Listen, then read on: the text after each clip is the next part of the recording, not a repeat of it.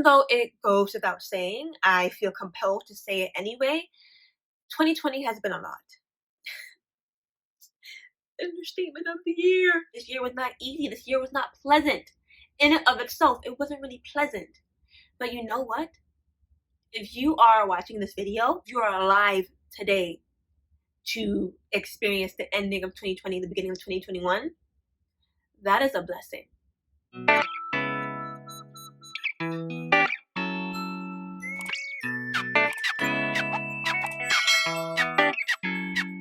Hey everyone, and welcome to Do Tell with me, Sienna Michelle, where the aim is to always bring to light what is too often left in the dark. And today, I hope we're successful in doing that. As you can tell from the title, this video is a part of my P.O.P, Pockets of Positivity series. It is the end of 2020. We are about to enter 2021. Let's do some reflection. Matter of fact, not even reflection, let's be intentional about how we are going to end 2020 strong and start 2021 even stronger. So let's get right into it. Even though it goes without saying, I feel compelled to say it anyway. 2020 has been a lot. Understatement of the year. 2020 has been a lot. A lot has happened. And most of it, not so good. We have to be honest. I can only speak from personal experience, so I'm going to outline how my 2020 has transpired, at least from what I can remember.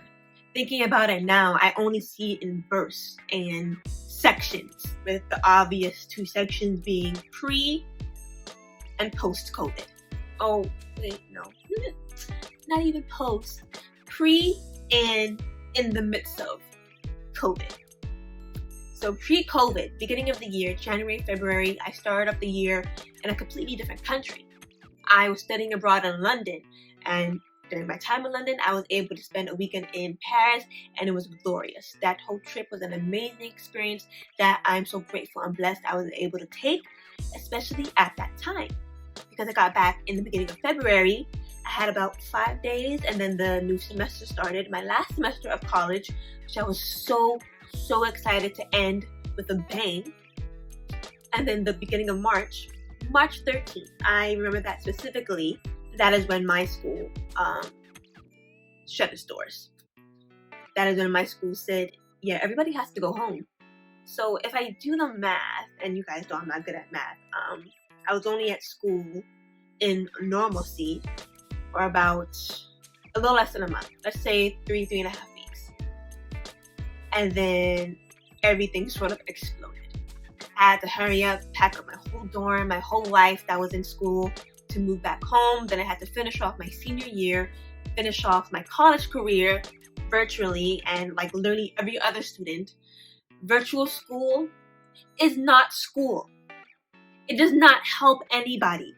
I have to be honest, I don't know if any student who's still a student currently has learned anything since March of 2020. And that's the honest truth, and it's sad. It's sad, it's disturbing, but it needs to be said because that is where we're at right now. And it sucks. So I remember that section, virtual school, virtual graduation, still haven't gotten a graduation ceremony, don't know if I will. Months of unemployment, at least in the sense of finding a job in my dream career field. 2 of my cousins contracted COVID actually, and had the terrible side of the experience, not the minor, it felt like a really bad flu experience, but I felt like I was on death's door experience. Thank God they are completely fine now, but they definitely had a rough experience with the coronavirus. And these are just what's coming up at the top of my head. Notice how it's all the negative things. I'm gonna have to acknowledge that this year has been just so heartbreaking for many.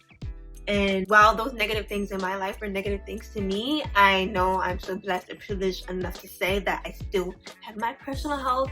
My family, all things considered, still has their health. Everyone I know and love is still alive and well. that is a blessing to say. That is a blessing to say. And that's a perfect segue into the topic of this video and why I wanted to make this video, because I feel like talking about 2020, when people talk about it currently, and I know for a fact when people reflect on it in the future, they're going to be like, that was the worst year ever. And they have every right to say that. They have every right to feel the way they feel. But I don't want us to get consumed in that feeling of this was the worst year ever. This was a tough year.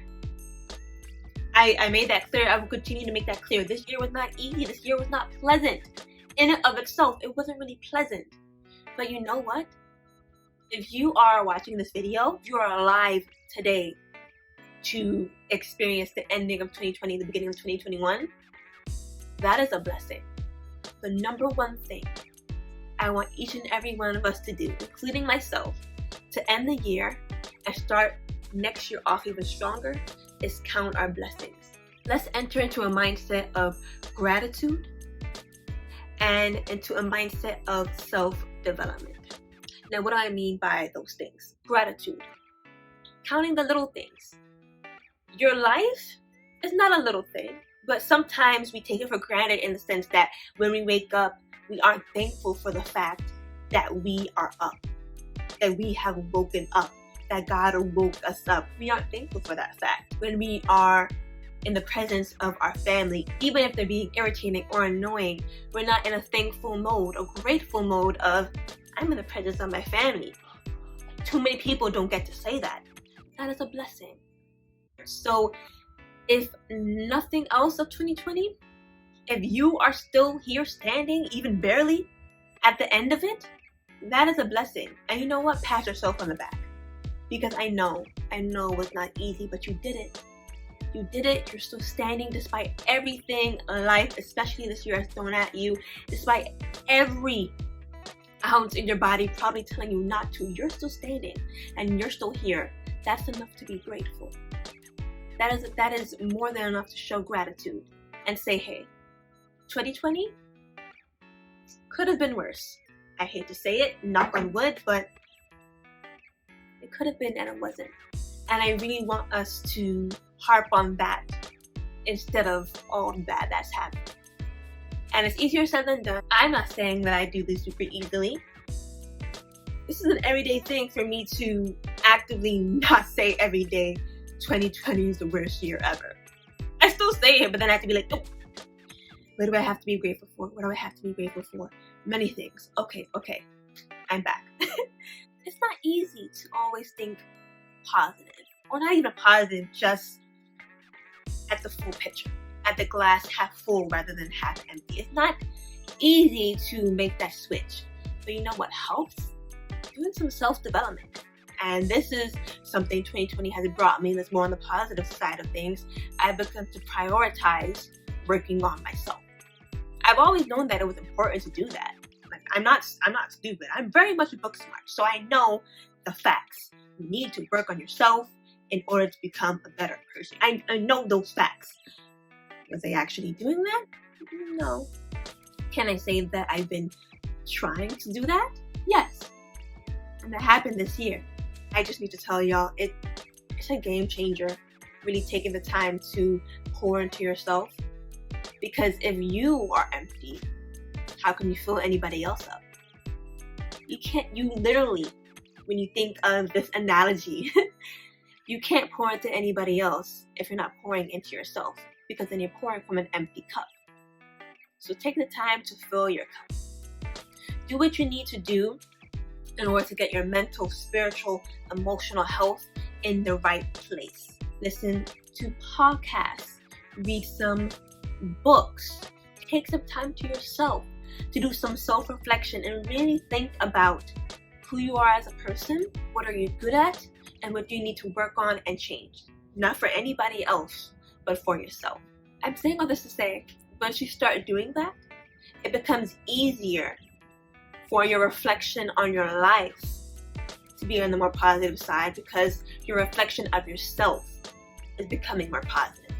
2021 is right around the corner, and I don't want to make any promises about what it's going to be like, because we did that with 2020. I know for a fact most people said to themselves, 2020 is going to be my year. me. I was one of those people.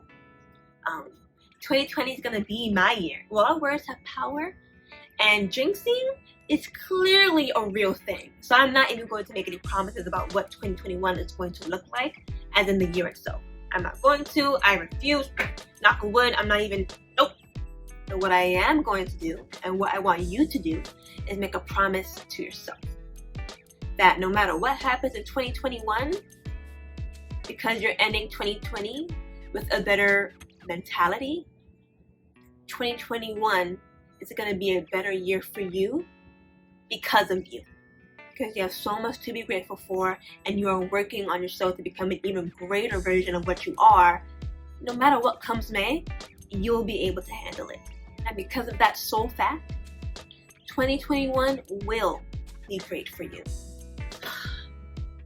I always sigh at the end because I feel like I've been talking for a long time, and it takes a lot to talk. A lot. But that is all I have to say. Thank you so much for getting to the end of this video. It's so important that you did, and I'm so happy that you did. 2020 was a whirlwind, so let's prepare ourselves for 2021. As always, don't forget to like, comment, subscribe, get notified. And of course, follow me on all my social media platforms: Instagram, Sienna.Michelle, and Twitter, Sienna Michelle. And again, like, comment, subscribe, get notified. And until there's more to tell, this is Sienna Michelle bidding you a farewell. Until 2021. Okay, I'm done. Bye.